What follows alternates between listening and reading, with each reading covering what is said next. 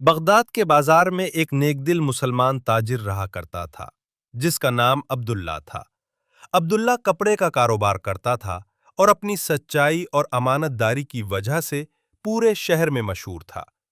ایک دن عبداللہ کو کسی کام سے شہر سے باہر جانا پڑا تو اس نے اپنے نوکر کو دکان پر بٹھایا اور تاکید کی، دیکھو اس تھان میں ایک کپڑا ایسا ہے جس میں تھوڑا سا نقص ہے، اگر کوئی اسے خریدنے آئے تو اسے وہ عیب ضرور دکھا دینا اور قیمت بھی کم لینا تاکہ اسے دھوکہ نہ ہو۔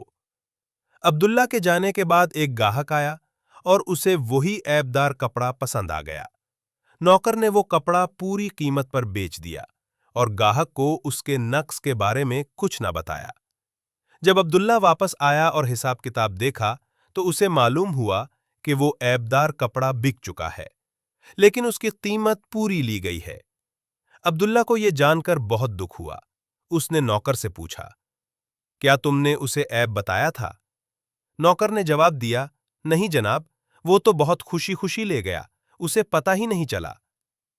عبداللہ نے پریشانی میں کہا، افسوس، تم نے اسے دھوکہ دیا اور میرا رزق حرام کر دیا۔ عبداللہ نے فوراً وہ رقم اٹھائی اور اس گاہک کی تلاش میں نکل کھڑا ہوا۔ کئی دن کی محنت اور پوچھ گچھ کے بعد بالآخر اسے وہ گاہک مل گیا۔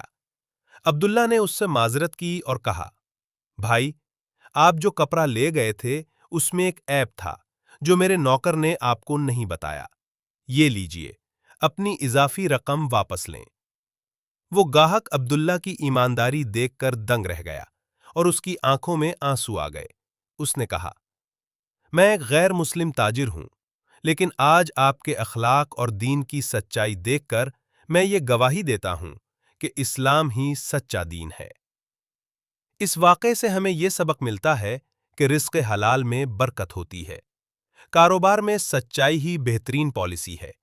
ایک مومن کا کردار ہی اسلام کی سب سے بڑی تبلیغ ہے۔